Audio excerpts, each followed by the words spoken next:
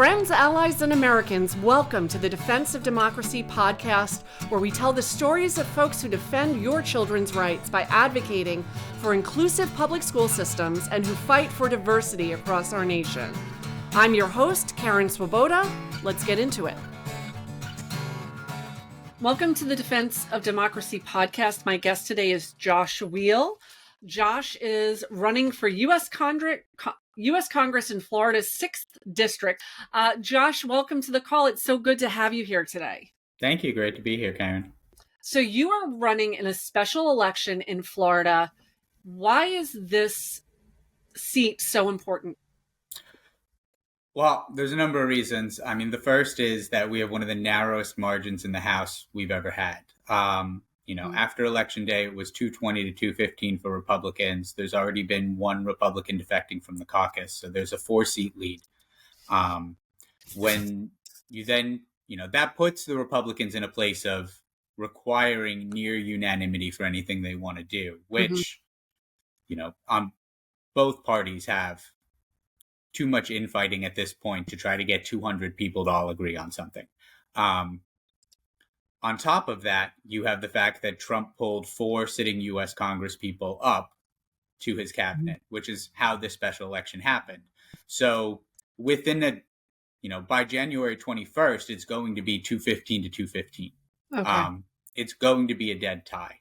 So at the end of these 4 special elections, if we win 2 of them as Democrats, we have a split House.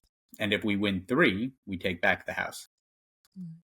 So, and I want to make sure to highlight, so Defense of Democracy is nonpartisan.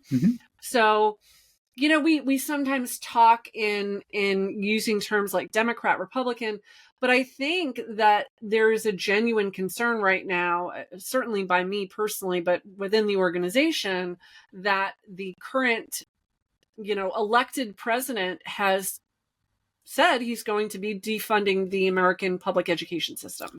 So it is, in that way, when you're saying things like, okay, it's a concern that, this president is, wields a lot of influence in the Republican Party. So the concern is now that we will not have the Liz Cheneys and the, the voices of reason within that party who have been there in the past, who could maybe, also advocate for our schools and our children. So we've lost something with this incoming president. Oh, we absolutely have. But his influence only goes so far. There will always be at some point, a line in the sand where it becomes a NIMBY issue, right? A not in my backyard, right? Yeah. Where, local residents will be like, yes, absolutely. Wait. And what we're seeing here with education is, a lot of people defunding the federal Department of Education, which is something that, Ron Paul was, screaming about for 20 years, is the type of thing that a lot of Republicans or libertarians or far right, enthusiasts, people who really want to see and believe that the best course for this country is the smallest federal government possible, right, is something that people have been intrigued by for a long time. And it sounds really great until you think about what that means for your kid's school. And in Project 2025 and what we were exposed to prior to the election, right, we knew how this was going to work. We knew that it's not really eliminating what the federal government does. It's eliminating the department because you still have, tremendous amounts of federal laws that are education specific, that are civil rights specific, that are disability specific, that all impact schools on a regular basis.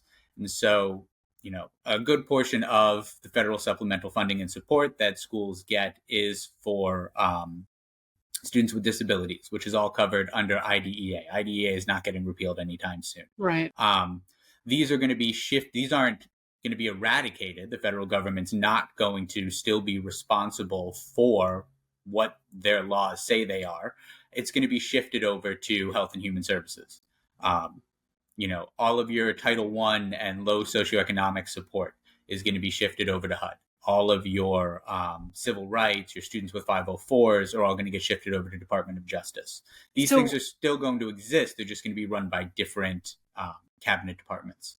So are you saying we shouldn't worry about it because they'll still be there? Like, okay. I didn't. And this is one of the things where, right, it sounds, even if you'd read into Project 2025 some, you might have been thinking pre-election, what's the big deal? It was post-election, right, where we learned and where it was put in writing for us that, because the question starts coming up, well, the Department of Education has, a infrastructure with the 97,000 public schools across the country, right? They have this huge built-in connection to them, right? HUD doesn't, Health and Human Services doesn't, Department of Justice doesn't. So how do you manage that? Are you going to recreate a new giant infrastructure in three separate departments instead of in one as your goal of minimizing, and reducing the federal government? And the answer was no. What they said was that all that money is going to just be delivered to the states instead, and the states can distribute it at their discretion. Now, disconnecting funding from the schools that the funding was previously tied to is the major, huge, blockbuster issue that is now a threat to public schools across the country. And probably nowhere more than in Florida, because Florida is the #1 state in terms of percentages of funding that is diverted from public schools to private and charters. And I'll even just tangent here for a second and say that, we have the largest charter system in the country, and we have some amazing charter schools. We have charter schools that can do things we also have some of the largest school districts in the country.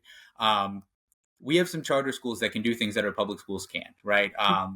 We have charter schools that are focused specifically for children on the autism spectrum, right? And they're able to, you can't put that level of focus and resources into a public school that also has to provide services for every child that lives within a certain geographical radius. Correct. We have a number of specialty catered charter schools that are absolutely amazing and serve an amazing role.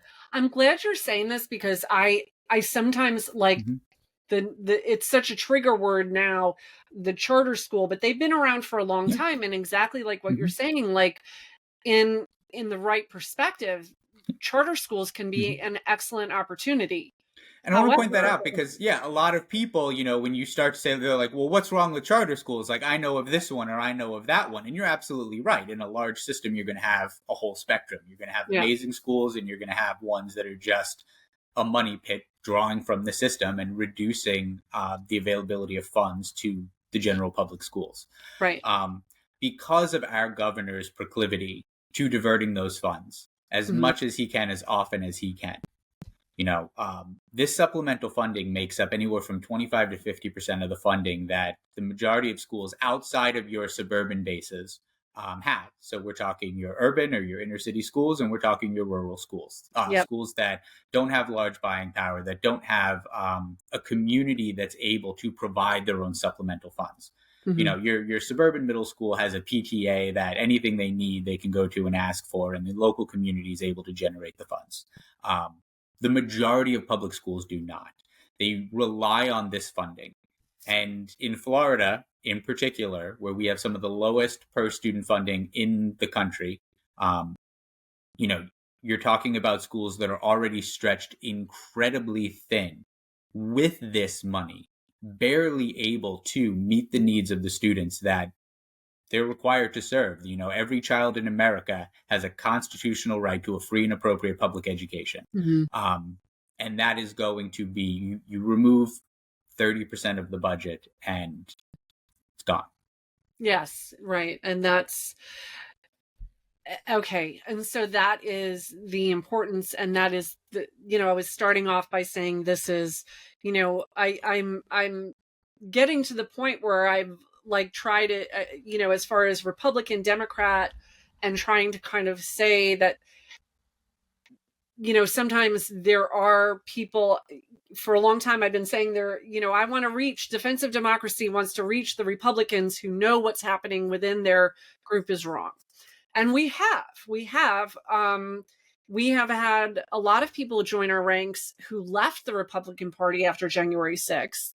And I'm still forever hopeful that I will reach more, but it gets harder with every day, because where we have where we, like myself, who doesn't hold office, I don't sit in Congress, I don't do any of these things, the hope that there will be some representatives who are sitting in that office, who are sitting in the Republican seats, who will know that it's wrong and say, I am going to be the next John McCain. I'm going to be the next, whoever, to take a stand against what I know is wrong. But those voices are just becoming more and more silenced. So that's why people like yourself, and one of the things that I like about your platform is that you're unapologetic about your support for the public schools. As a matter of fact, you're more than that. You're like, this is my thing. I want our children to have equality, and I want them to have the advantages, and I don't want money to be taken from our public schools to be put anywhere else where taxpayers' money should not go. This was the issue that spurred me to run. I've run for office once before. I started a campaign for U.S. Senate back in late 2020 after Biden won, just kind of looking ahead at the landscape and being tired of feeling like I was not being given candidates that inspired me, candidates that I felt truly believed or understood what was needed or would work for us. Right. We're given too many elections up and down the ballot, where, we're asked to choose the lesser of two evils or the best of bad choices, or, who's going to do the least amount of damage or who won't hurt, well, this Republican's going to do this. And so at least the Democrat will stop that from happening. Nothing about what they'll actually do. And so, I, as consider myself, a Bernie Sanders style Democrat in terms of, I believe that for the amount of money the federal government spends, it's embarrassing that we don't take care of people better. Anytime that, we sit here and you look at, 80 billion sent to this country, 2 billion sent to that. And I understand modern monetary theory and the differences in some of these things. But when you look at how easy it is for us to generate money, at the will of, whether it's corporations, foreign nations, whether anyone other than U.S. American citizens, right? Right. And then you see that we still have 45,000 vets, people who actually risk their lives and put their lives on their line, believing in this country and what their country could do for them. It's embarrassing. We have the ability to improve life for every American in this country, and our federal government consistently chooses not to. I ran on that. I ran on that for 18 months, up and down the state. It was a statewide. I built a campaign. I, got some tremendously talented and inspired, young Democrats out of colleges and working for me. We ran for 18 months. All 67 counties, worked with DECs, Dem clubs, caucuses, organizations, voters out there, meeting with people in red counties, blue counties. And, it was a tremendous learning curve. One day, this was something I would step in and do again. When I saw after the election, I believe it was the day after the election that Michael Waltz was being pulled up for National Security Advisor. I thought to myself, wow, that's going to be a real interesting race. And it was about a day or two after that when I saw that federal funds were going to be disconnected from the schools that they currently directly go to, where I felt like, okay, this is my race. Right. Because this needs to be the number one issue that everyone understands, because this isn't an issue that's going to care if you wear a red hat or a blue hat. It's not only going to affect Democrats in this, like this is going to affect every child across the country, and it's going to affect the ones in Florida harder than anywhere else. Yeah. And it's a message that you have to be, whoever is running for this seat, whoever is taking it up, has got to be able to communicate that message Mm-hmm. to the voters. So there's an opportunity, as you explained, right now for an open seat for the sixth district in Florida that could really have more of an impact than the impact this seat normally would have, because of how tight everything is. And you are in no uncertain terms saying that if you are elected, you will get in and you will advocate for our schools, among many other things. But the schools are really where I think is the weak spot, and that they've made this really targeted, concerted attack. So, Josh, in your experience living in Florida, you've probably seen firsthand what groups like Moms for Liberty, specifically because they began in Florida, can have on a school. Can you tell me, like, some of your personal experience dealing with members of that organization? Yeah. School board meetings in Osceola County where we have teachers resigning because during COVID, because they had been to the fifth funeral for a kid from their school and they just couldn't do it anymore. Followed by Moms for Liberty pushing and propping up, teenage girls to cry about how sad they are that they can't see their friends' faces anymore and they shouldn't have to wear masks. You know, 10 minutes after, we're talking about funerals. Yeah, And, just a base misunderstanding of the safety and welfare of the students and what's, the right. responsibility the schools have for them. They took a health issue and made it political. Yeah. Books, my kids are avid readers, you know, since I was reading to them, I've always had the rule that, anything that they want, any book that they want, I'll buy. Right. And, if it's something that I think is of questionable content, that means that it's my role as a parent to have conversations with them about it afterwards, help them to, look beyond the surface and understand, what it is that they're reading. I think as a parent, trying to funnel and ensure that my children only have access to a single perspective or worldview through the media, the books, whatever that they take in, that they consume, would absolutely cripple their critical thinking skills and their value as a citizen when they've grown up. So on my very tight budget, probably I'm a single parent of two on a teacher salary. Right. The one area that is, far over bloated from what it should be is what I spend on books for them. But they read. What I Yeah. found is that, if they tell me they want a book and I buy it, they will read it. And if they tell me they want 10 books and I buy them all, they will read them all. And oftentimes they'll read them over and over again. And as a parent who has now got kids kind of going off into college, that was my philosophy when they were little, because you have a little more control over what they're doing when they're little. You can say, and I mean, my parenting style, as opposed to like Moms for Liberty, like I'm just like, I am fully aware that pornography and murder and all of these horrible things are as close as the palm of their hand if they have a cell phone, or if they have a friend with a cell phone, right? Like if I was, and I was, a hardliner about kids and cell phones, I couldn't, disillusion myself to think, oh, they're not going to go to school and someone else is going to have a phone. They're going to say, hey, look at this. And so I was much harder than that. And I was very much, as you're describing yourself, with the books.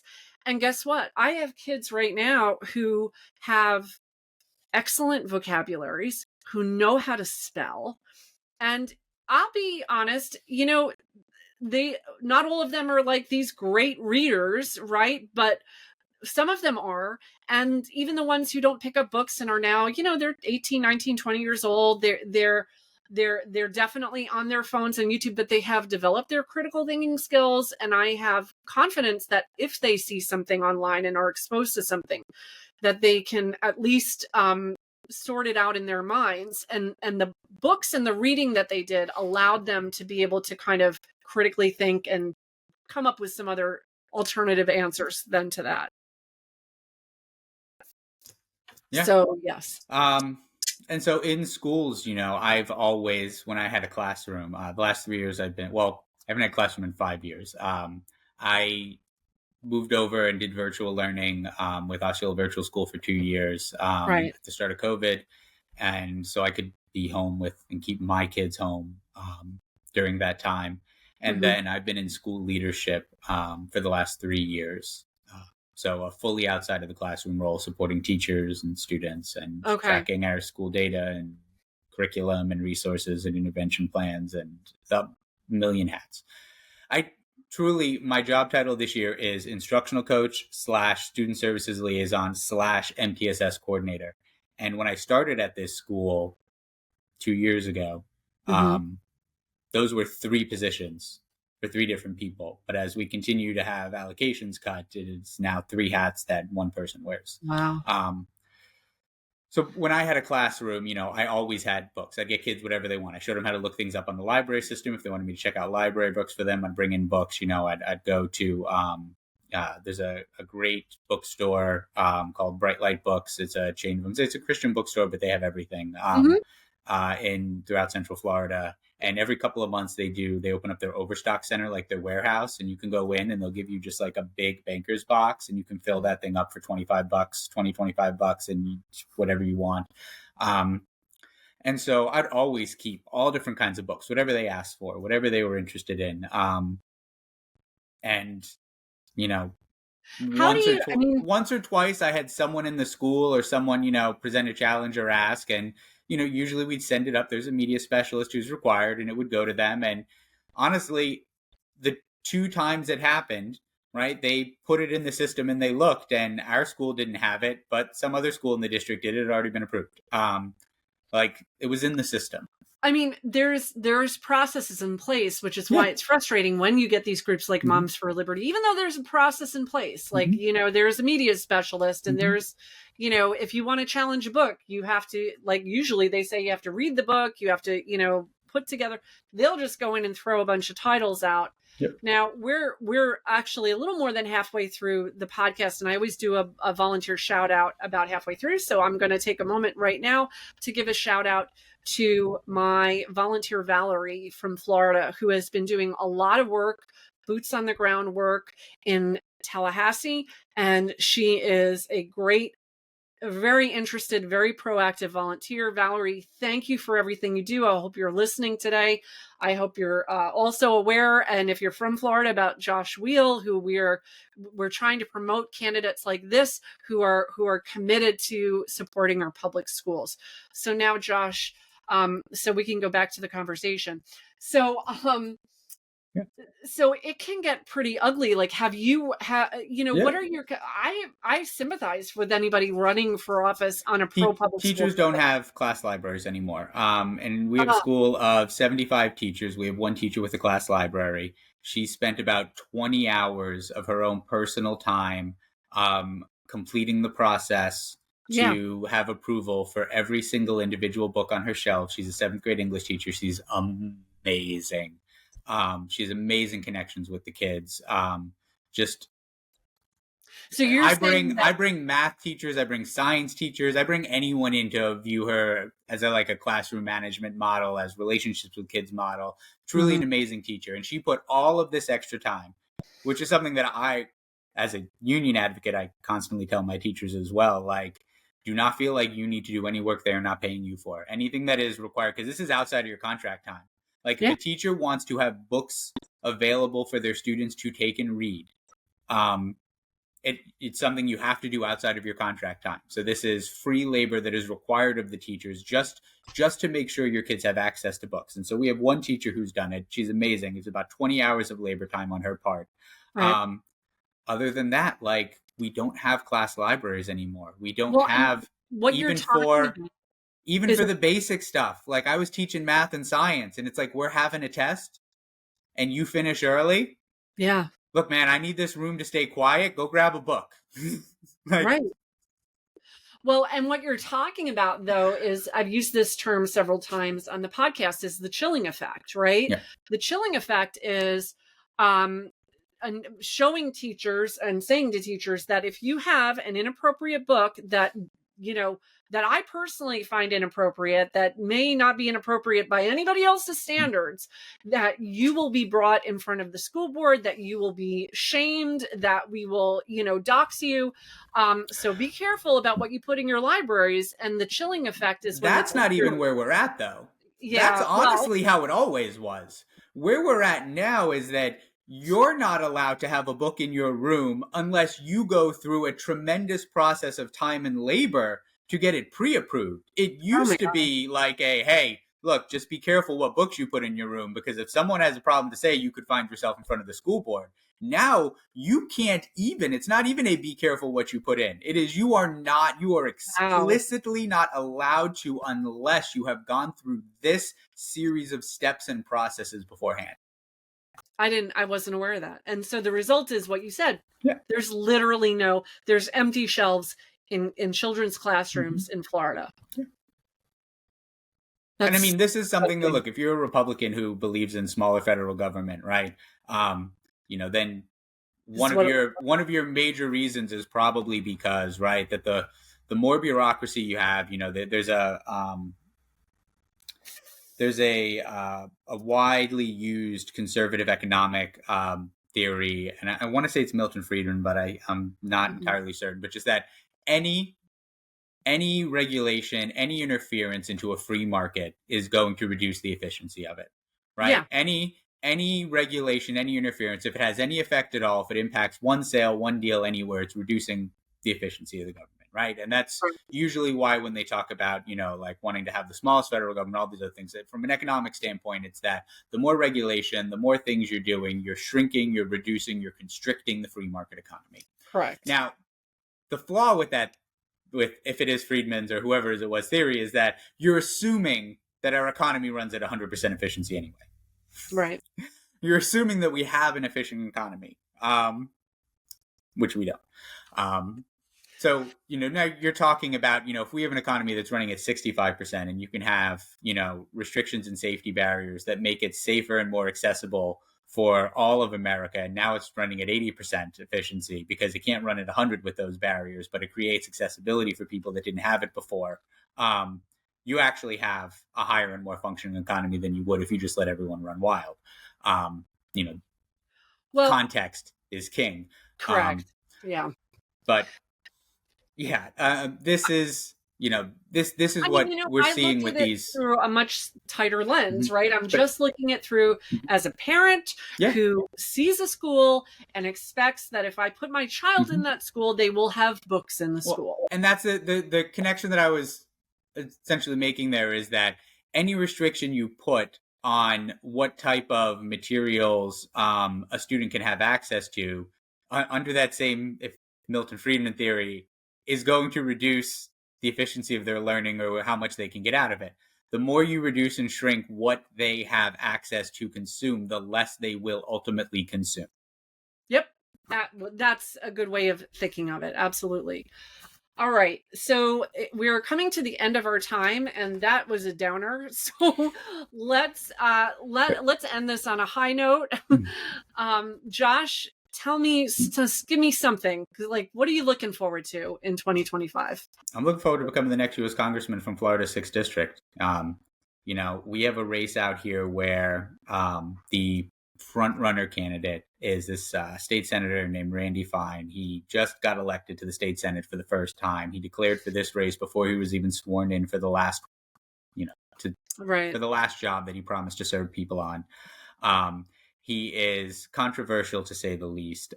This is someone who has been held in contempt of court for showing up to a court hearing of his own in a T-shirt, giving everyone the finger and mouthing obscenities to the judge and the plaintiff. Wait, do you have okay? Oh, this is Google. Can you send that to Google me? Okay, so exists. you're Yeah. listening to this, guys. It's going to be in the show notes Yeah. because I got to see So this for you myself. gotta respect the courts, right? That's a big Republican thing. Gotta respect the judges and the courts. Oh my and, God. Okay. Mind you, also we're in a state that the last Democratic governor died in 1998. So there are no judges in Florida that were appointed by a Democrat. So it's not like this is well, he's like, well, this liberal judge needs to get off the bench if someone else put him there. They're all placed by conservative governors, all placed by Republican governors. And not only did he get held in contempt of court, but the very next day he drove to Tallahassee and he filed articles of impeachment for this judge because he held him in contempt of court for his ridiculous and out of line antics. This is the guy behind Don't Say Gay. This is the guy who's trying to ban, anything other than an American flag, asterisks, not including Confederate flags, like from any government building in school. Like he is widely disliked. Sounds awful. And this is not just like a Democrats hate him, liberals hate him, minorities hate him. This is like off the record. I won't name names. Like it's on your record, but like not naming any names. I was doing some canvassing earlier this week and I wound up at the door of an officer in the Republican Party for one of the 6 counties in this district. And I mean, he looked at me, he asked me what party, and he's like, look, I'm gonna tell you right now. He's like, I hate Randy Fine. We all hate Randy Fine. Because normally, like, you're not talking just like I'm a Republican. Like, I am an active, organizing member of the Republican Party. He's like, talk to me. Tell me about you. Like, getting that as a Democratic candidate in that district tells you how open this is. And one of the reasons a lot of them hate him is because there's a widely respected man who was the chief of staff, the director of Mike Waltz's office. He's a brigadier in the armed forces. His name's Ernie Audino. And the Republicans had known for years that whenever Mike Waltz left, like, this was his. They love him. Great guy, from everything I've been told. Okay. When Randy Fine ran for this, he falsely claimed that he had, Trump asked him to run. We know that was false because when Trump was asked about it days later, he was like, "Oh, Randy Fine's running? Yeah, I've heard of him. That's great." Like, they asked him. There's an interview on record where they asked Trump, "So you didn't ask him to run?" He's like, "I didn't ask anyone to run." He's like, "I'm still picking my cabinet." Like, so he cleared out the race on the Republican side, lying about it, and there's wide dislike there. So he's never run in this county before. So you think you genuinely have a chance, even though it's Florida, right? And which is a tough crowd to begin with. The very narrow, no context viewpoint is that this was a R+32 district in 2024. Right. So Mike Waltz beat Bishop James Stockton by 32 points just a couple months ago. Okay. You want to add context to that. It's that the last time a candidate in this race was not outfunded by 100 to 1 or more because they had actual fundraising and ground support. This was a 12-point seat, and that was in 2018. So for the last 3 cycles, we've had 2 candidates who in a 2-year time were unable to raise more than $31,000, either one. And one time where Waltz ran unopposed and there was no Democrat who filed to run. Right. To tell you what's different about our race, in the month of December, we raised $137,000. Okay. Wow. Right. And this is before this race starts receiving national attention. This is before, we start getting, like, these are the early days kickstart money. People are interested in this. People are excited. We have the money to get our message out to people. And we're going against the type of person who, we're talking about Republicans in here. We're not talking about like someone like a Matt Gaetz or a Jim Jordan. Like, we're not talking about like a specific Republican that has done vile things on record. We're talking about people who vote Republican, right? We're talking about people who live in rural communities, who are generally good people and wants what's best. The majority of the time when I speak with them, the reason why they want less responsibility for the federal government is because they watch C-SPAN or CNN or Fox News or anything, and they look at the people up there and they're like, no, I don't trust these. No, I don't trust these, from the people who brought you, terrible public schools. Let's give you terrible something. Like, this is typically their mindset. And so, they would be beyond embarrassed, right? If their child acted in a courtroom the way Randy Fine did, they would be besides themselves. So no, I don't think that they're going to tolerate those antics. I don't think that they're going to support him. There does not seem to be any love for him in the district in particular. And Right. we have the funds to get our message out and run a campaign that the previous candidates haven't. I'm glad to hear that. So how, if you want people to support you or volunteer or just learn more about you, how can they find you? We're on Blue Sky. We're on Facebook. Those are the two main ones I think we post to or update daily. We're expanding some social media, but mainly you can go to joshweil.us, joshweil.us. That'll have links to our Act Blue. That has, there's at the bottom of the page, there's a space where you can sign up to volunteer. That goes directly to my amazing field coordinator, Gabrielle, who will reach out and contact you. We currently have on Mobilize. We have a number of text banking, phone banking opportunities. So those can be done from anywhere in the country. We're putting together canvassing teams that will be going out and knocking on doors over the next month. There will be a ton more in the final 8 weeks going into the general. We have a primary on January 28th. We have a general on April 1st. So, and this is, so everybody who's listening, not just Josh Weil, but there will be other opportunities throughout the course of the year to get out and vote. And even though it's not a primary election, you're holding up 4 fingers for people who are not on the, but yeah, 4 times. So please, we all need to be voters who head to even the smallest elections. Yeah. There are 4 races to keep an eye on right now. You have me in Florida District 6. You have Gabe Valamont in Florida District 1. That's the one to replace Matt Gaetz. There will be 2 more that have not yet been scheduled, one in Oregon and one in New York. Now, these are areas when we're talking about special election and low voter turnout, which completely erases any sort of registration advantage that one party or the other might historically have in a district. Because having more registered voters only matters when everyone shows up. Right. It really comes down to your ability to get your message out to people and get people out to vote in this one.